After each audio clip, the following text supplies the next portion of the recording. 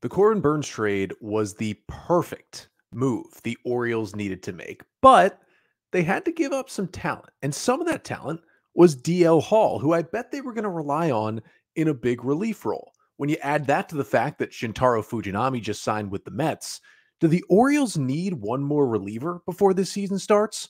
We'll get into that coming up on this episode of the Locked On Orioles podcast. You are Locked On Orioles, your daily Baltimore Orioles podcast. Part of the Locked On Podcast Network, your team every day. Hey there, Orioles fans. Today is Wednesday, February 7th, 2024, and welcome back into the Locked On Orioles podcast, part of the Locked On Podcast Network, your team every day. As always, I'm your host, Connor Newcomb. And coming up on today's episode, we're going to take a look at the Orioles bullpen because in the last week, they have officially lost two members from that bullpen last year. DL Hall, who was traded to the Brewers in the Corbin Burnes trade, and Shintaro Fujinami, the Orioles' last remaining free agent, who signed with the Mets last week. And the Orioles certainly have a good amount of options for their pen, but without those two guys, do they feel like they might need someone extra? Could that be one more move they could make? We'll break down how the pen looks now, who's still out there, and what that decision could be for Mike Elias coming up on this episode of the Locked On Orioles podcast, which is brought to you by FanDuel. Make every moment more. New customers join today, and you'll get $200 in bonus bets if your first bet of $5 or more wins. Just visit FanDuel.com/lockedon to get started today. So let's begin with the news of the Orioles' last remaining free agent signing elsewhere. It is Shintaro Fujinami, who joined the O's last year, a couple of weeks before the trade deadline. O's acquiring him from the Oakland Athletics in exchange for AAA left-handed reliever Easton Lucas. And Fujinami came over, and it was certainly a roller coaster, which we will get to. He became a free agent.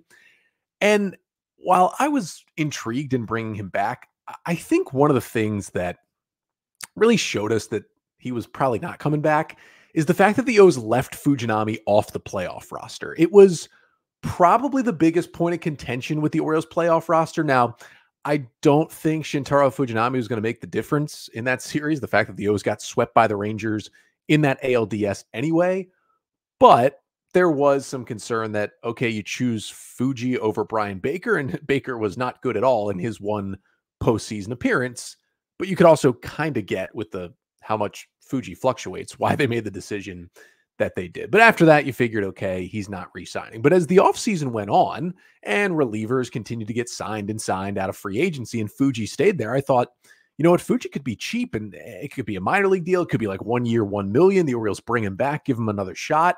I thought as the offseason went on, it became more and more likely the O's would bring him back, but that was not the case. Fujinami finally signing a 1 year, $3.35 million deal with the New York Mets. He can make up to an extra $850,000 on that deal with possible incentive for appearances and saves and other things like that in the contract, but it'll max out around, $4-ish million for 2024. And that's not super surprising on what Fujinami got. However, the important part to note is there's really a very low chance that Fujinami gets a chance to start with the New York Mets. And that was something we had heard about Fuji going into the offseason, that he was still interested in finding a landing spot where he could be a starting pitcher. Remember, he was a starter for some of his time over in Japan. And when he came over in 2023 to join the Athletics, he opened the year in the starting rotation. Now, it was an absolute disaster. He had a 14.26 ERA with the A's as a starter through the first about 6 weeks of the season. And the only reason he got that long a leash is because the A's were one of the worst teams we've ever seen last year.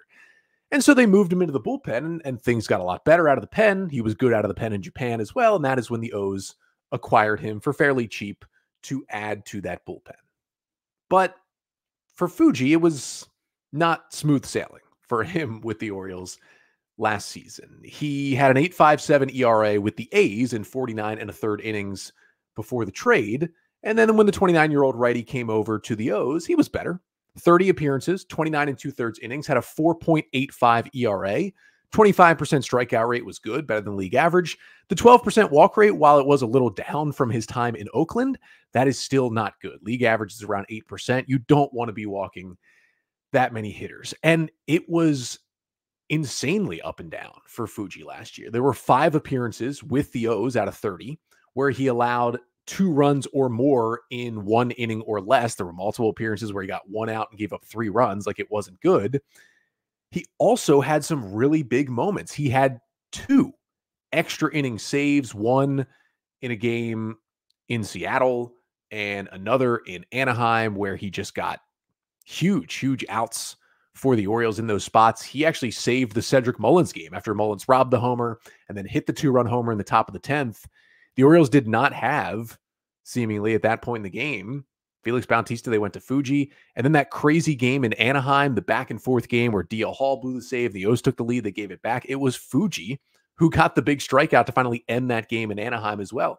He pitched in some big moments, but to end his season, his final 5 appearances for the Orioles in September in the regular season only lasted 3 1/3 innings and allowed 5 earned runs in those final 5 outings. And that was kind of the difference maker right there. I think Fuji was right on that roster bubble with Mike Baumann and Brian Baker for that final playoff bullpen spot. And it was given to Brian Baker. And honestly, at that point of the season, it felt like none of those 3 were great choices. The only reason they were choices is because John Means got scratched from the postseason with the elbow soreness. So everybody kind of moved up a spot, and one opening came in the back end of the bullpen. And it was those 3 guys. And Baumann had a terrible second half. Baker had been in AAA for most of the time in the second half, although he was pitching very well in AAA at the time. And Fuji had been struggling. So Brandon Hyde went with a guy in Baker who he's, had around the big leagues for the longest and was having the most recent success, although it was in Norfolk and not in Baltimore. And yeah, Baker didn't pitch well, but it's kind of the Orioles starter's fault for getting to a point where Brian Baker had to pitch in those playoff scenarios.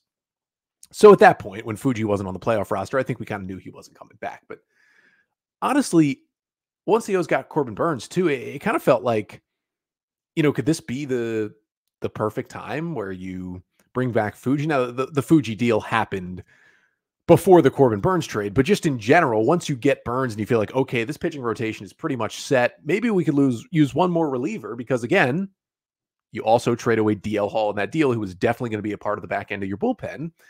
And maybe you just go to Fuji, because it might not be the number 1 option left, but he throws 100 miles an hour. The fastball basically averages 98, 99. He's up to 100, 101. It's a devastating splitter. I think he's got a 37% whiff rate. It's a really, really good 88 mile per hour cutter. And remember, that splitter is 93 miles per hour. You don't see a pitch like that. Now, I get the issues with Fuji.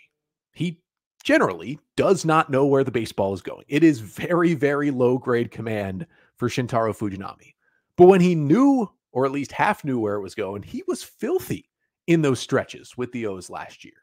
So I wouldn't have minded bringing him back. And the reporting at this point around his deal with the Mets is that there's nothing in his contract that prohibits him from being optioned down to AAA. There was a lot of questions about that with his deal with the A's last year. And then once he came to the Orioles and he struggled, like, could they send him to AAA?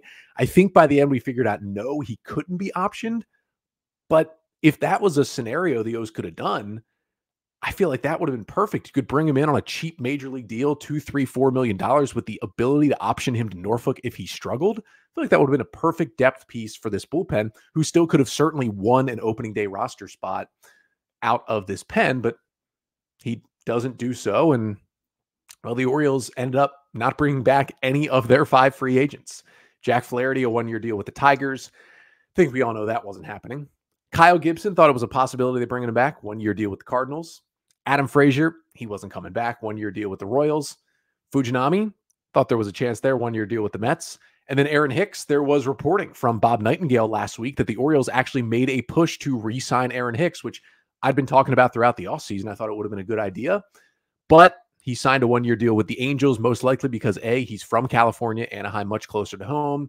And B, despite the fact that they have Mike Trout, there's not much more around it. And honestly, there is a better, quicker, easier path to solid playing time in the Angels outfield than there is in the Orioles outfield in 2024. And, Hicks is getting the same money no matter where he goes, because he's getting paid $10 million still by the Yankees this year, which means any team just pays him like the league minimum of about $750,000. So it's more about his fit. That's probably why he went to the Angels, but O's didn't end up retaining any of those 5 guys. But I think I would have brought back Fuji. Let me know in the comments here on YouTube. Make sure to like, comment, and subscribe to the Locked On Orioles podcast on YouTube. But let me know in the comments, would you have brought back Fuji, especially for this deal? Basically 1 year, $3.5 million with a potential to option him. I feel like the O's should have done that, but they didn't. And here we are. So no DL Hall, no Fuji in the bullpen. And also, I mean, I guess you can say no Michael Givens. He really gave him nothing last year anyway, but they did sign him to a major league deal. Do they need another reliever? The team feels pretty complete and ready to go. Pitchers and catchers report in a week. But do they need one more relief arm? Let's take a look at what the bullpen is and who's out there. That's coming up next. But first, this episode of the Locked On Orioles podcast is brought to you by FanDuel. Happy Super Bowl week to all those who celebrate. That's coming from FanDuel, America's #1 sportsbook. If you're like me, Super Bowl Sunday is all about scoring the best seat on the couch, grabbing your favorite football snacks, and placing some super bets. I always love the props that go on with the Super Bowl as well. And FanDuel has so many ways to end the season with a W or 2 or even 3. Not only can you bet on who will win Super Bowl 58, but FanDuel also has bets for which players will score a touchdown, how many points will be scored, and so much more. And new customers, you can join today, and you'll get $200 in bonus bets if your first bet of $5 or more wins. Just visit FanDuel.com/lockedon to sign up. That's FanDuel.com/lockedon. Make every moment more with FanDuel, official sportsbook partner of the NFL.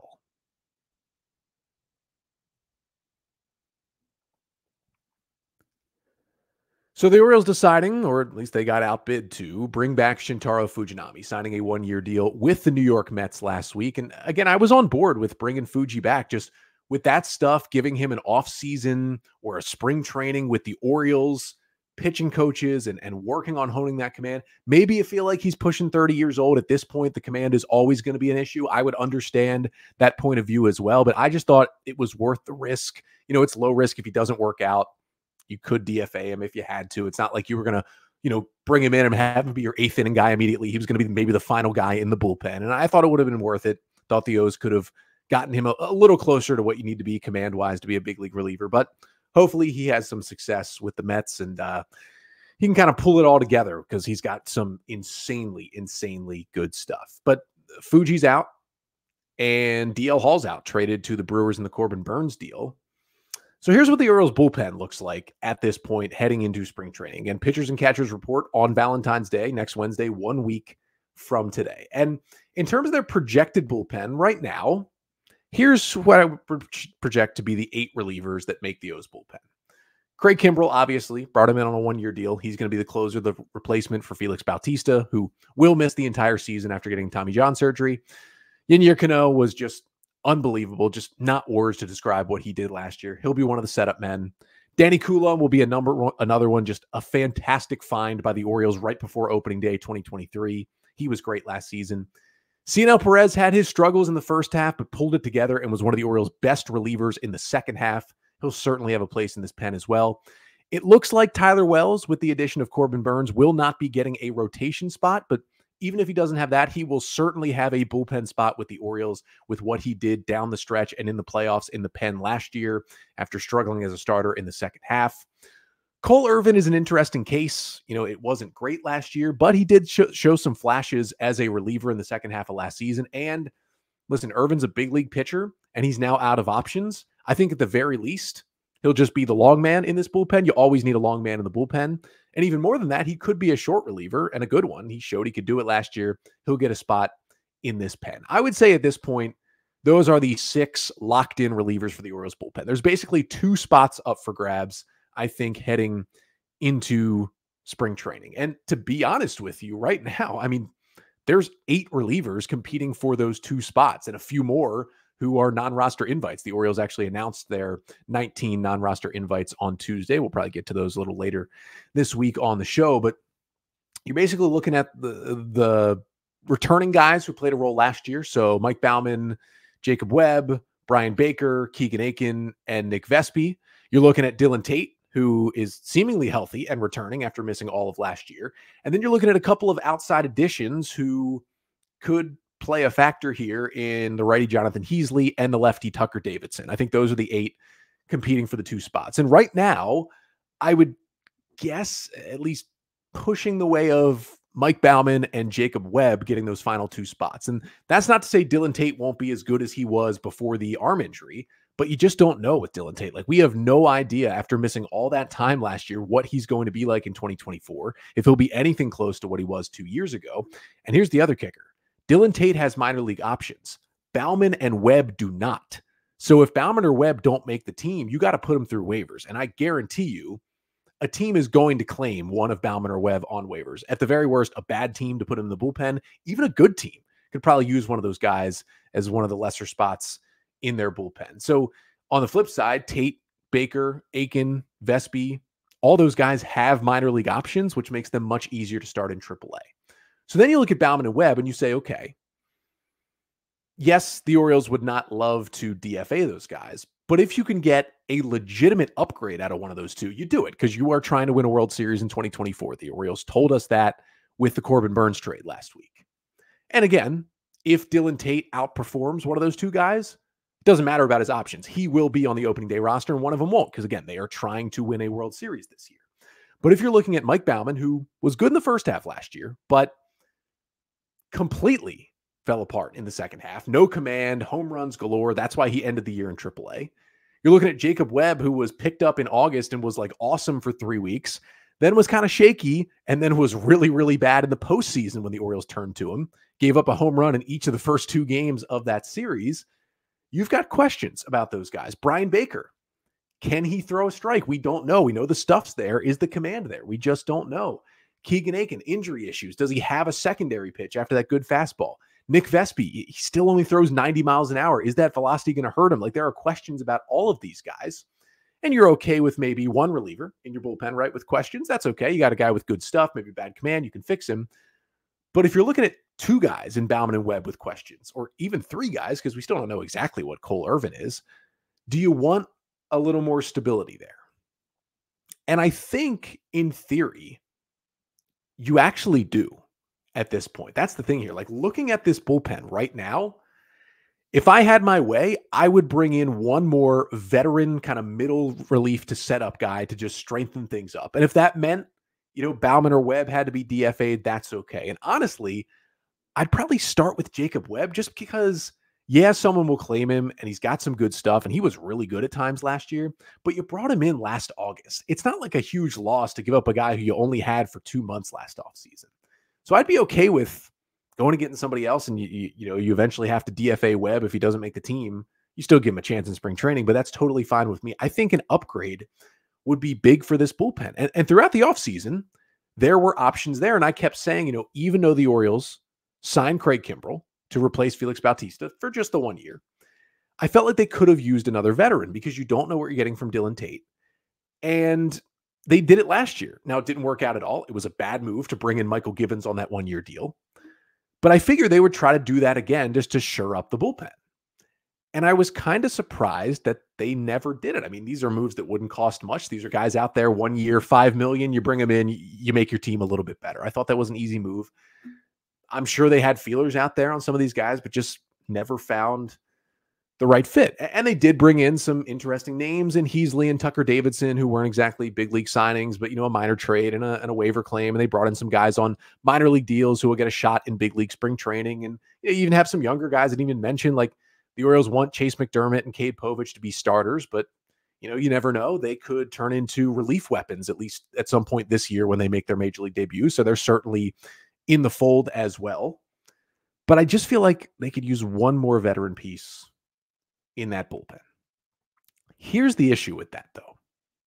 You look at what's left here on February 7th. It is not much. And it is even less than it was at the beginning of this week. So coming up next to finish off the pod, we'll take a look at who is left out there in terms of relief arms that could actually help the Orioles, and take a look at maybe why at this point you might just go in to spring training with what you have.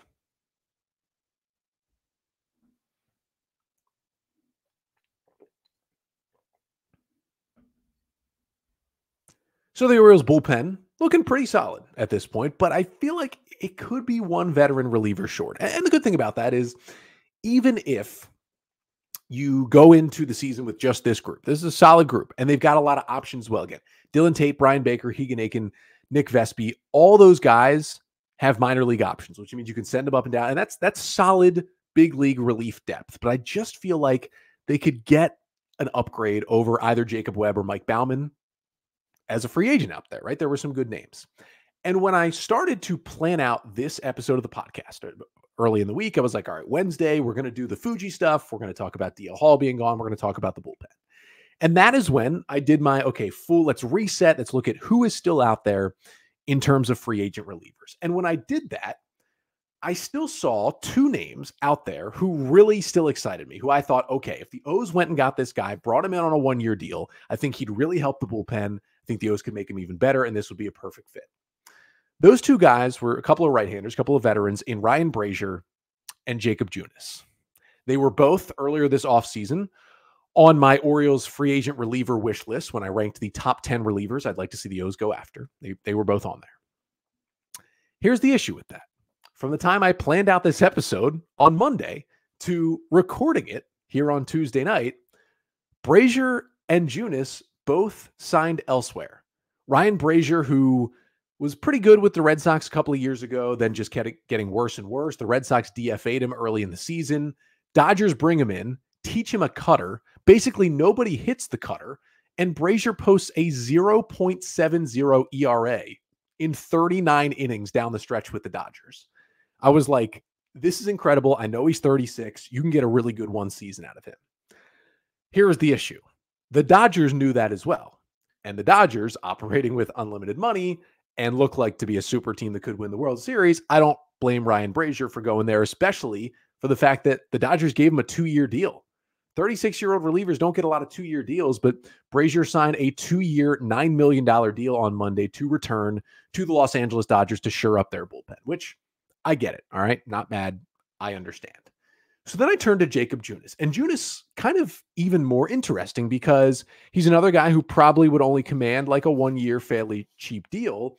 And he's been an interesting kind of guy. He's a right-hander with this really good slider. His fastball needs a lot of work. It gets hit too hard, but the slider is ridiculously good. And he's been kind of a swing man with the Giants last year. They couldn't quite figure out, is he a starter? Is he a reliever? Quite frankly, the Giants did that with a lot of their pitchers last season. But he threw 86 innings, and he had a 3.87 ERA with the Giants as a swingman. If you can get 3.87 ERA in 86 innings, that is a pretty valuable reliever to have on your team. And I felt like he was going to be pretty cheap. 26% strikeout rate, really good. 6% walk rate, really good. Like, this was a perfect fit, I felt like, for the O's. And if you needed it, he could also still be starting pitching depth because he did make 4 starts for the Giants last year. And he's made even more of them in the past for the Giants and with the Royals when he was with them to begin his career as well. So I felt like this could be the guy. Well, on Tuesday, Jacob Junis signs a 1-year, $7 million deal with the Milwaukee Brewers. And that made a lot of sense for Jacob Junis because the Orioles, there was a good chance if they signed Junis, he doesn't start a game at all this year. They're telling Junis, listen, you're going to come in and be a reliever. For the Milwaukee Brewers, who just traded away their ace, Corbin Burns, to the Orioles and lost Brandon Woodruff to injury, they need starting pitchers. And they probably told Jacob Junis, hey, if you come here, you will get a legitimate chance to win a rotation job in spring training. And starters, listen, they throw more innings and they make more money than relievers do. So I get it for Jacob Junis picking that spot, just like I get it for Ryan Brazier picking the Dodgers. So after that, I looked around the rest of the relief corps that are out there. I think if I'm the Orioles, I think I'm just sticking with what I got at this point, where we've gotten to this point where there's not much left. Ryan Stanek is still out there, right-handed pitcher who was initially with the Rays, if you remember that. He was kind of the first opener back in like 2018, 2019, when they started using the opener. Stanek was the guy they would almost always use. Then he went over to the Astros, and he's been fine. He threw 51 innings with the Astros and had a 4.09 ERA last year. Like, he's a fine righty with a good changeup. Yeah, he'd probably help the team. Like, sure, but not really exciting at all.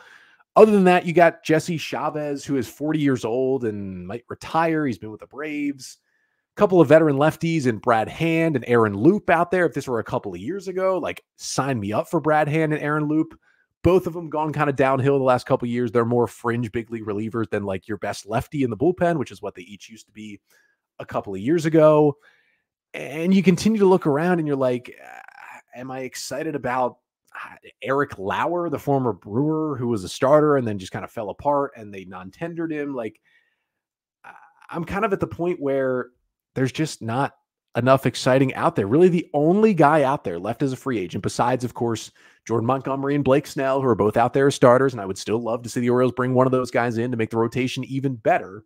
But beyond those two, the only guy who would maybe excite me at all would be going after Michael Lorenzen. And we already talked about it last week. The Orioles have shown interest in Lorenzen. He's been a starter the last 2 years. He only projects to get like a 1-year, $11 million contract. Not bad. But he also had been, mostly with the Reds, a relief pitcher for most of his career. And he could certainly fill back into that role again. And he could be a swingman. You could have him make some spot starts. He could be great starting pitching depth. He could even, he wouldn't win it, but he could compete for a starting job in spring training.